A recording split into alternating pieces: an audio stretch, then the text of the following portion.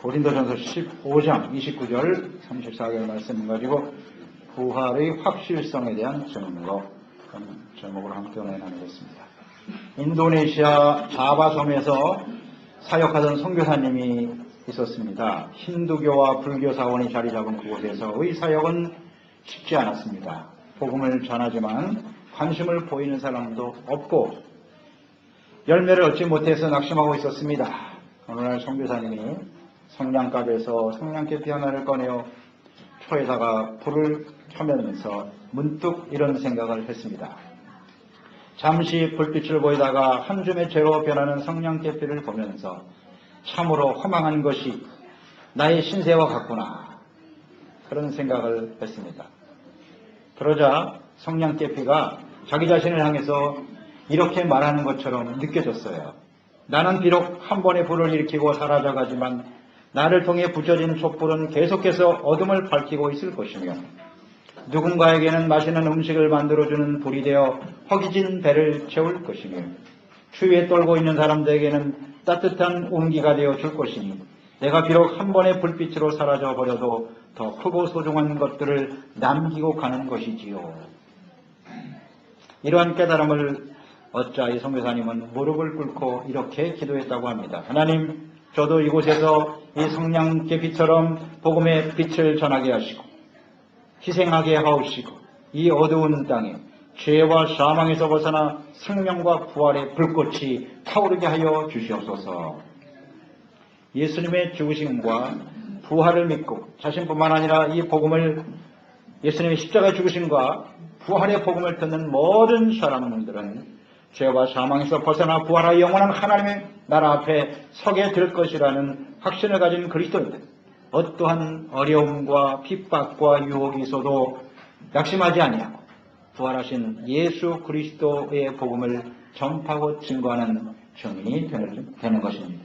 예수님께서 부활하시지 않으셨다면, 부활이 사실이 아니라면 예수님도 또 우리가 믿는 믿음도 우리가 전하는 모든 복음도 다 헛된 것이 되고 맙니다. 부활과 내세가 없다면 그리스도인들이 이 세상에서 가장 불쌍한 사람들인 것입니다. 사도 바울은 이 부활의 확실성을 증거하기 위해서 오늘 본문 말씀에 두 가지 근거를 제시하고 있습니다. 당시 고린도 교회에서 행해졌던 죽은 자를 위한 세례라는 종교의식과 또 하나는 자기 자신의 개인적인 헌신을 가지고 부활이 확실하다라고 하는 증거를 하고 있습니다. 첫째, 부활의 확실성은 죽은 자의 부활을 위해서 세례를 행하는 종교의식 속에서 가르치고 있습니다. 29절에 말씀하죠. 만일 죽은 자들이 도무지 다시 살아나지 못하면 죽은 자를 위하여 세례를 받는 자들이 무엇을 하겠느냐? 어찌하여 그들을 위하여 세례를 받느냐? 죽는 자들을 위해서 세례를 받는다라고 하는 것은 무슨 말씀이냐 하면 죽은 자들을 위해서 살아있는 사람들이 대신 세례를 받는 것입니다. 초대교회 당시에 행해졌던 하나의 의식으로 보여집니다. 세례라고 하는 것은 대단히 중요하죠. 우리가 예수 믿고 구원받아 그리스도인이 되었다. 이것은 세례를 받는 것으로부터 시작된다고 볼 수 있어요. 세례라고 하는 것은 자신의 죄를 인정하고 그 죄를 예수님과 함께 물속에 잠겨지는 겁니다. 나의 죄는 예수님과 함께 죽고 내가 물속에서 다시 올라올 때 나는 이제 죄인이 아니라 예수님이 다시 살아나신 것처럼 의와 거룩한 하나님의 자녀로 살아가는 것입니다 하는 것을 온 천하에 선포하는 겁니다.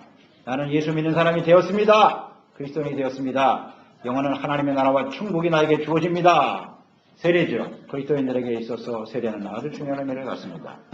이 세례의 중요성을 안 당시에 초대교회 성도들이 세례를 받지 않고 죽은 가족들이 있습니다. 친구들이 있습니다. 그들을 위해서 자기가 대신해서 세례를 받음으로써 그들이 다시 살아나서 영원한 천국에 들어갈 수 있다고 생각하고 있는 것입니다. 대단히 성경적이지 못하지요. 옳지 않은 의식을 행하고 있었습니다. 성경이 아닌 외경 마카베우스서에 보면 유다스 마카베우스라고 하는 사람이 죽은 자기의 부하들의 죄를 대속하기 위해서 은 2000드라카마를 모금해서 예루살렘 성전에 갖다 바치는 내용이 나와요. 이와 같이 죽은 사람의 죄를 씻고 그 영혼을 구원하기 위해서 산 사람이 대신 역할을 하는 것, 이것이 당시에 거짓 교사들을 통해서 교회 안에 만연해 있었던 것 같습니다. 죽은 사람을 위해서 대신 세례를 받는다. 그런 종교의식을 행하면서도 죽은 사람을 위해서 세례를 받고 있으면서도 예수님의 부활과 그리스도인들의 부활을 믿지 않고 있단 말이에요. 그래서 이런 모순을 지금 지적하고 있는 것입니다. 그러니까 부활의 확실성을 가르치기 위해서 죽은 자들을 위해서 대신 세례를 받는 일을 언급했던 것이죠. 죽은 사람의 부활이 없다면 왜 무엇 때문에 산 사람이 죽은 사람을 위해서 대신 세례를 받아야 되는 것이냐? 너희들이 지금 죽은 사람을 위해서 세례를 주는 의미가 뭐야? 이렇게 지금 지적하고 있는 것입니다. 죽은 사람의 몸의 부활을 믿기 때문에 죽은 사람의 구원의 문제에 관심을 가지고 너희가 세례를 받는 것이 아니냐? 바울은 이러한 종교의식은 성경적이지 않지만 옳지 않지만 거짓 교사들의 모순을 지적하고 부활의 확실성을 증거하기 위해서 인용하고 있는 것입니다. 사람들은 내세를 부인할 수가 없습니다. 왜냐하면 우리는 하나님의 형상대로 지음받은 사람들이고 우리 안에는 하나님의 영이신 하나님의 영이 우리 가운데 있기 때문에 내세에 대해서 확실성이 없어요. 없지만 내세를 부인하는 사람도 없어요. 죽으면 끝이라고 생각하는 사람은 많지 않아요. 사실은 끝이라고 생각하고 살고 싶겠지만 귀신에 대해서 말하죠. 사후세계에 대해서 다 나름대로 생각을 가지고 있어요. 그러나 막연하죠. 부활에 대한 확실성도 없으면서 나름대로 좀 불안하기 때문에 준비하려고 하는 이것이 하나님의 영을 가지고 있는 사람들의 공통적인 모습이라고 볼 수가 있는 것입니다. 그래서 부활은 분명히 있다라는 것을 그들이 가지고 행하는 종교의식을 통해서 다시 한번 증거하고 있는 것이고요. 두 번째 부활의 확실성에 대한 증거는 사도 바울은 자기 자신의 헌신과 희생을 통해서 증거하고 있습니다. 30절로 31절에 보면 또 어찌하여 우리가 언제나 위험을 무릅쓰리요 형제들아 내가 그리스도 예수 우리 주 안에서 가진 바 너희에 대한 나의 자랑을 두고 단언하노니 나는 날마다 죽노라 그랬습니다. 사도 바울은 죽은 사람이 부활이 없다면 왜 자신이 이처럼 고생을 하면서 복음을 전하겠느냐라고 지금 반문하고 있는 것입니다. 사도 바울은 부활의 복음을 전하기 위해서 예수 그리스도의 십자가의 죽으심과 부활의 복음을 증거하기 위해서 인간이 당할 수 있는 온갖 고난을 다 겪었습니다. 그리하여 31절에 고백하는 거예요. 나는 날마다 죽노라. 날마다 죽는다고 하는 이 말씀 속에는 두 가지 의미가 있는 거예요. 하나는 예수 그리스도를 위해서 주님의 복음을 전파하며 증거하는 일을 위해서 당하는 수많은 고난과 시련들이 있었다는 거예요. 사도 바울을 죽이려고 수많은 사람들이 핍박을 가했고 고통을 가했습니다. 돌에 맞아서 죽었다 살아나기도 했어요. 가는 곳마다 사도 바울을 죽이기 위해서 수많은 사람들이 고통을 주었습니다. 그러니까 자신은 복음을 위해서 예수님의 십자가의 복음을 전하기 위해서 끊임없는 죽음의 고통을 당하고 있다는 의미일 것이고 또 하나 죽노라라고 하는 고백 속에는 이 죄의 삭시 사망이다.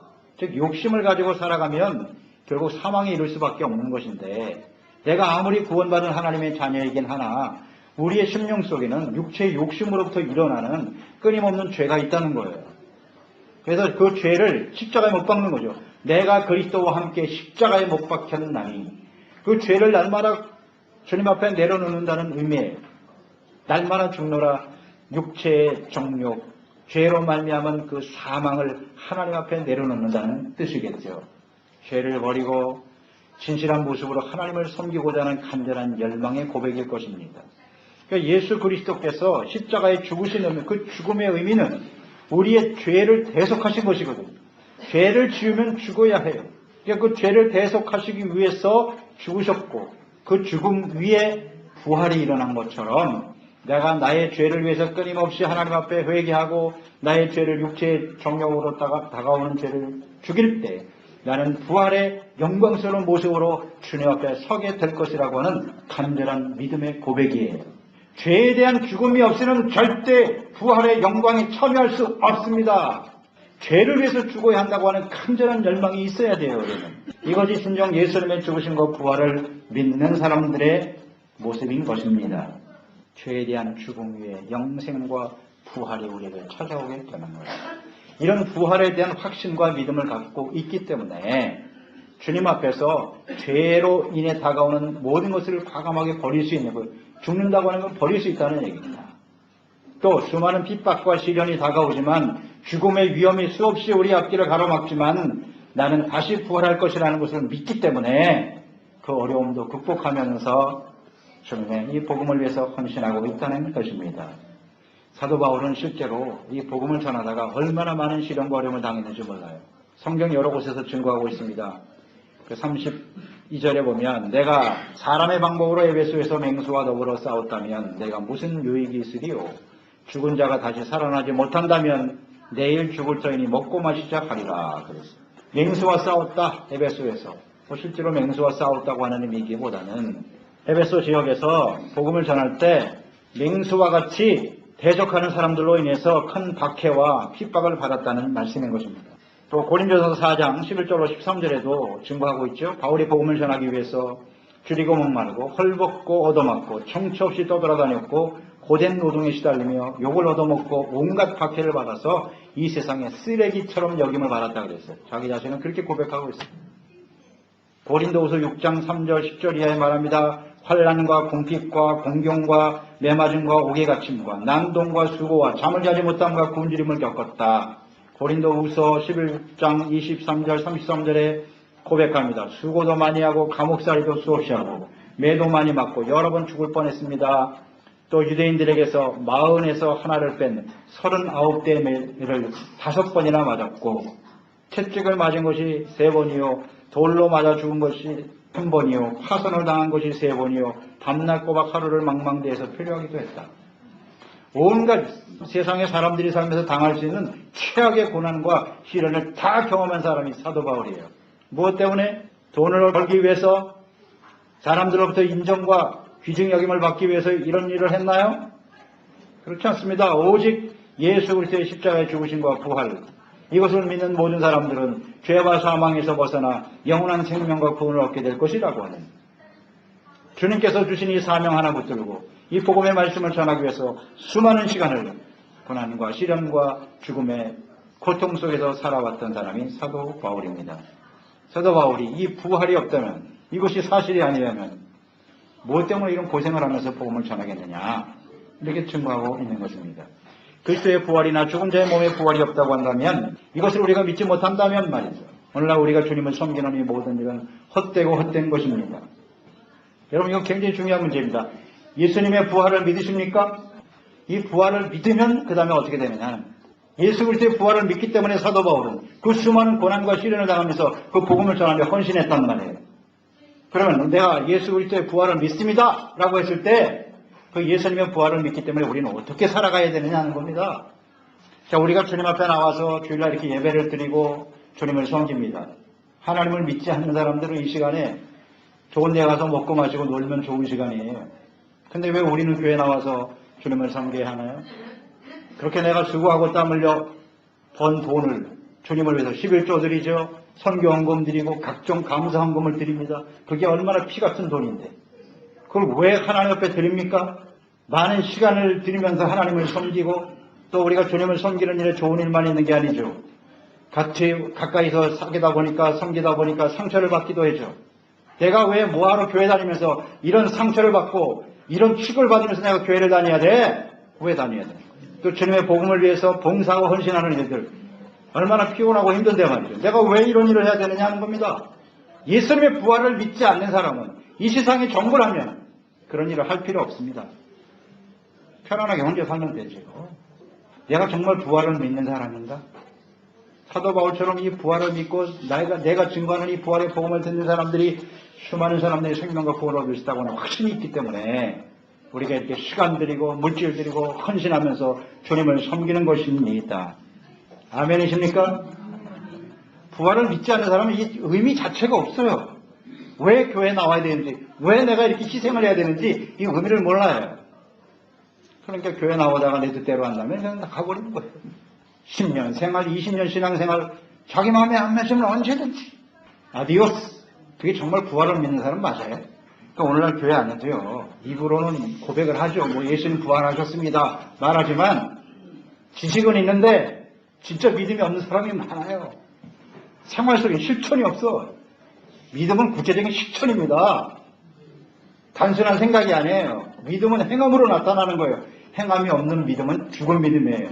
예수님의 부활을 믿는 사람은 그에 합당한 삶이 있어야 돼요. 그 대가를 소중하게 여기는 거예요. 사도 바울처럼. 증거하는 거 아닙니까? 내가 왜 이런 고생을 해야 됩니까? 선교사님들은 어떠세요? 그 아프리카 오지에서 말이죠. 목숨 걸고 하잖아요. 이교도에 가서 복음을 전한다는 건 쉬운 게 아니라 생명을 거는 겁니다. 지금도 순교당하시는 분들이 얼마나 많은지 그 열악한 오지에서 질병으로 고통받고 죽어가는 사람들도 많아요. 그 선교사님들 오늘날도 왜 그런 일을 해야 돼요? 2000년 전에 사도 바울만 그런 일을 한 게 아니에요. 지금도 계속되고 있어요. 무엇 때문에? 예수 그리스도의 부활이 사실이고 그 부활의 복음을 듣는 사람들이 나와 같이 생명과 구원을 얻을 수 있다고 하는 확신이 있기 때문에 섬김에 헌신하게 되는 것입니다. 오늘 우리가 이 선교를 위해서 이 머나먼, 정말 한국에서부터 2억 멀리 머나먼 이곳에 와서 주님의 복음을 위해서 헌신하는 거예요. 우리가 이 땅에 사는 것이 그저 좀 더 나은 환경, 좀 더 잘 먹고 잘 살기 위해서 왔다면 세상 사람과 뭐가 다르겠어요? 그러려면 차라리 한국에서 잘 살면 되지. 사명이 있단 말이에요. 사명이 선교의 사명이기 때문에 예수 그리스도의 부활의 복음을 전파하고 증거하는 것이 하나님의 뜻임을 확신하기 때문에 비록 이곳에서의 삶이 좀 불안전하고 때로는 우리 앞에 여러 가지 위험과 어려움이 있기도 하지만 예수 그리스도의 이 부활의 복음을 증거하는 사명이 소중하기 때문에 이것을 위해서 우리는 헌신하고 기도하며 주님을 섬기게 되는 것입니다. 우리가 주님을 위해서 이 복음을 위해서 헌신하는 이것이 진정한 증거가 되는 것입니다. 부활의 확실한 증거예요. 세 번째, 깨어 의를 행하며 죄를 짓지 않는 것. 이게 부활의 확실한 증거다. 부활에 대한 소망과 믿음을 가진 그리스도인들은 세속에 빠져 죄를 짓지 않도록 항상 조심하고 힘써야 돼요. 만일 죽은 사람의 부활이 없다면 틀림없이 세속화될 수밖에 없어요. 세상에 속한 자가 되어 타락과 흉락으로 부패하게 될 것입니다.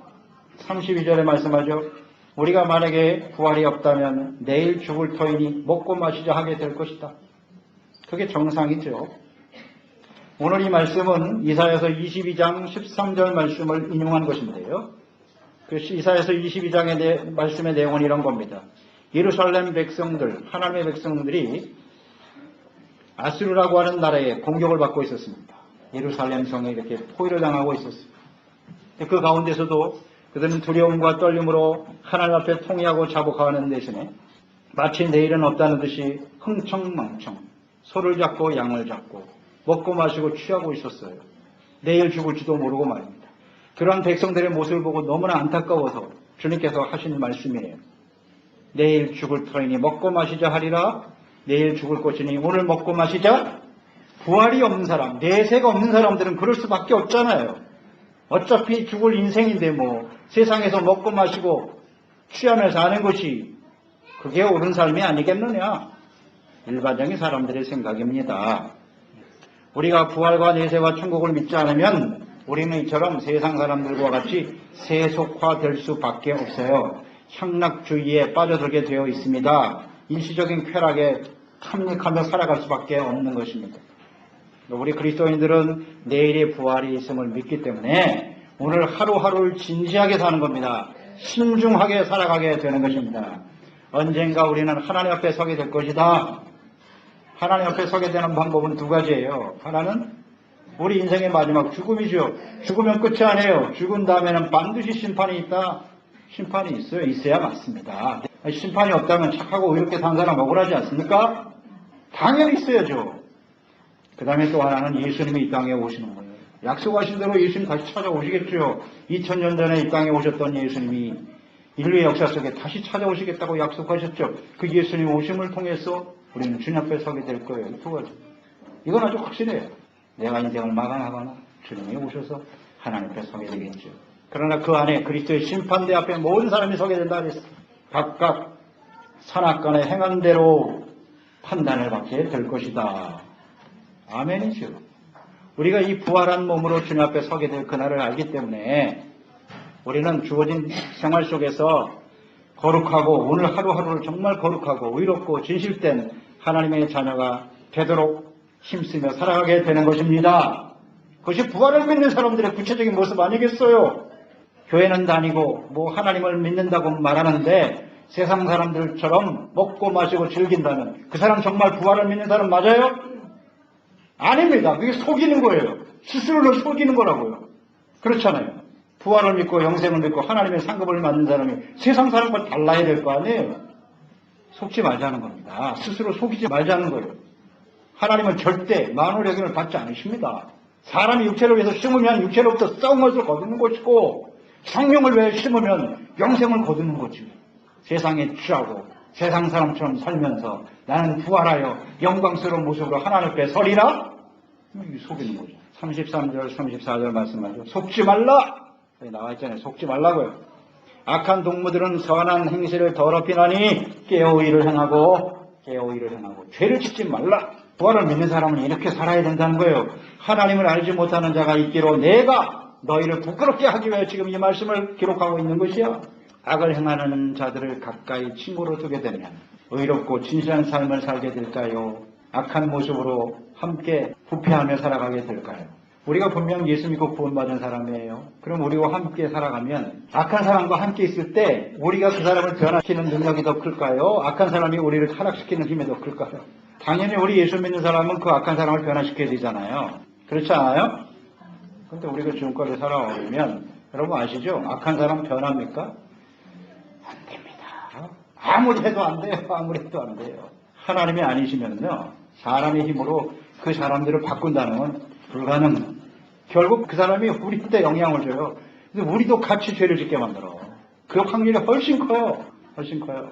그러니까 악한 사람과 함께 있으면 안 된다. 그러니까 우리가 이 부활을 믿는 사람은 깨어서 죄를 짓지 말고 살아가야 되는데 그 방법은 두 가지예요. 소극적인 방법과 적극적인 방법이 있는데 소극적인 방법은 뭐냐면 그런 악한 사람들과 함께 하지 말라는 거예요. 특별한 어떤 내가 사명을 가지고 그 사람에게 복음을 전하고 좋은 영향을 주기 위해서 하면 몰라도 그렇지 않는 한 너무 가까이 교제하는 것은 의미가 없다는 거예요. 그 영향을 받게 돼 있다니까요. 그러니까 여기 보면 하나님을 알지 못하는 자라고 돼 있잖아요. 그 악을 행한다라고 하는 것은 하나님을 알지 못하는 자가 있기로 하나님을 모르니까 그렇게 악을 행하고도 아무렇지도 않죠.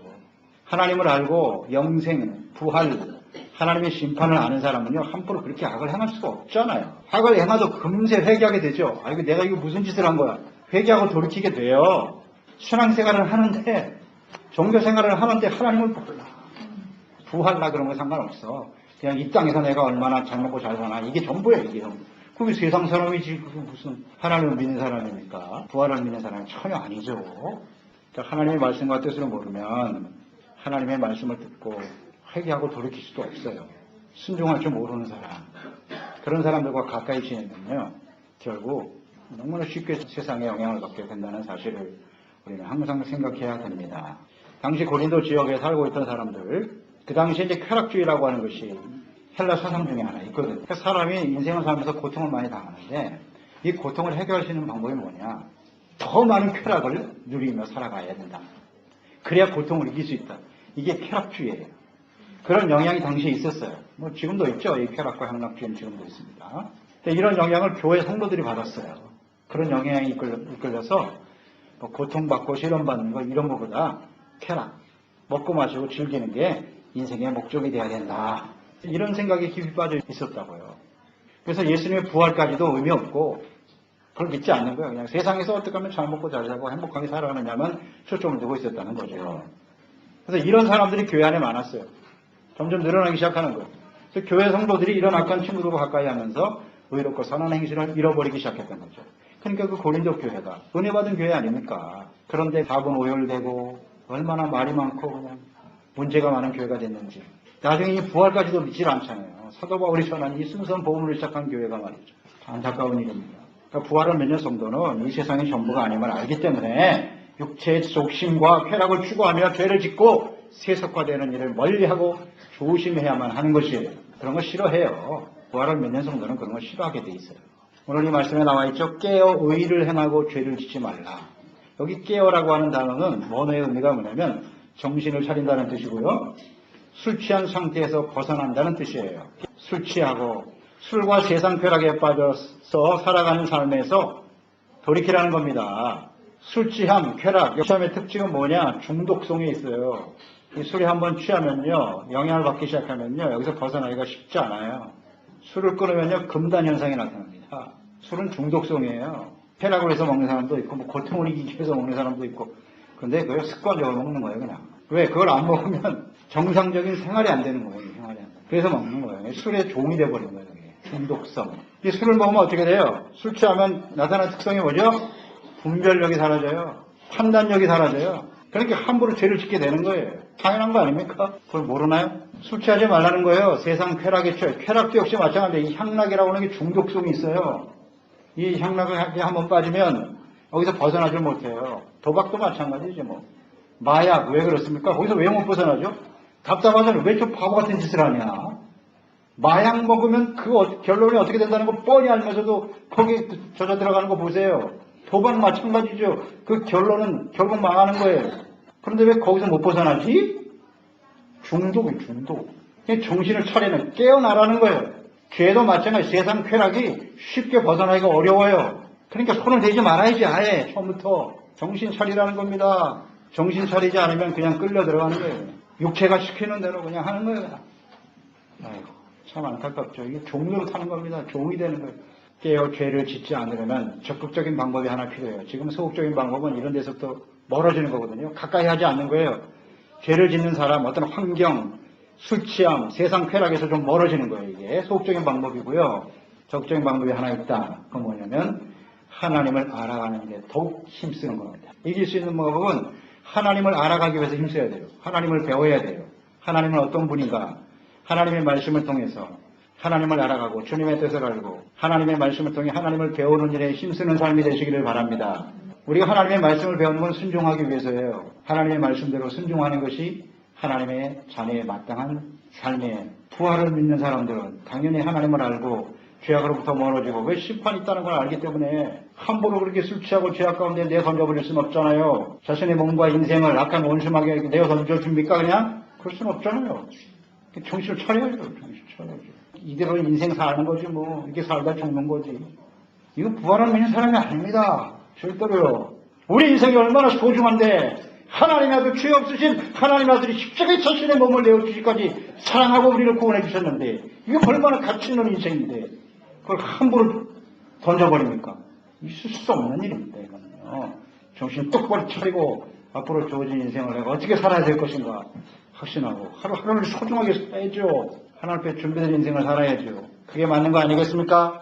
죄를 버리고 그의 삶을 소중하게 여기고 세상 사람들이 아무리 뭐라고 해도 부활을 믿는 저희들은 온전한 삶을 살기 위해서 최선을 다하는 인생이 되어야 합니다. 근데 이게 우리 힘으로 잘 안 되잖아요.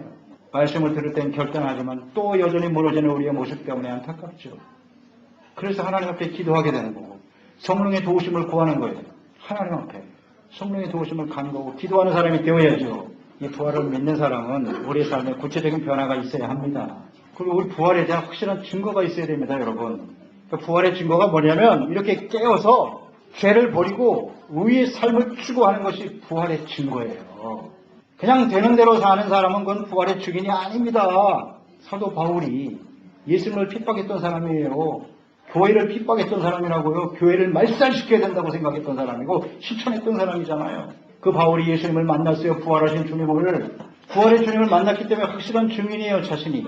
그러니까 이 복음을 전해야 되겠다. 그 부활의 증인 되기 위해서 수많은 세월을 그 고통하면서 고난을 당하며 살았던 거예요. 예수 믿고 부활을 믿는 사람들은 예수 믿는 것 때문에 고난과 시련을 당하는 사람들입니다. 아멘. 다시 한번 여러분 잘 정리하세요. 내가 부활을 믿는 사람이라면 예수 믿는 것 때문에 나의 삶 속에 많은 고난과 시련과 어려움이 있어도 그것을 인내하고 살아가는 사람이에요. 근데 나는 그리스도인으로 살아가는데 고난받는 게 하나도 없는데요. 그 조그만 시련과 어려움을 당하는 걸 견디지 못하고 말이죠. 아이, 나 이렇게 하려면 교회 안 다니는데. 그거 아니에요. 부활을 믿는 사람이 그럴 수가 있나? 그 조금 시련과 어려움 당하고 자존심 상한다고 하나님의 말씀을 던져버리고 하나님을 섬기는 것을 던져버려요? 말이 되나 이게요. 부활을 믿는 사람은 어떤 고난과 시련이 있어도 그걸 인내하고 나가는 거예요. 그런 흔적이 있는 사람이 정말 부활을 믿는 사람이에요. 부활은 분명한 사실이고 우리 영광스러운 모습으로 주님 앞에 서게 될 것을 우리 확실히 믿는다면 우리 삶 속에서 어떻게든지 우리 죄를 버려야 돼요. 의를 붙들어야 돼요. 단순한 종교가 아니에요. 좀 진실한 모습으로 하나님 앞에 우리 주어진 삶을 참 간절한 마음으로 주님을 알아가는 일을 힘씀으로써 그런 삶을 살 때 우리를 통해서 다른 사람들에게 영향을 받지 않겠습니까? 그래야 우리를 통해서 그 사람들이 살아나는 거예요. 생명과 구원을 얻고 이것이 우리의 삶의 의미죠. 진실함으로 우리가 주님의 부활의 주민들로 하나님 앞에 설 수 있었으면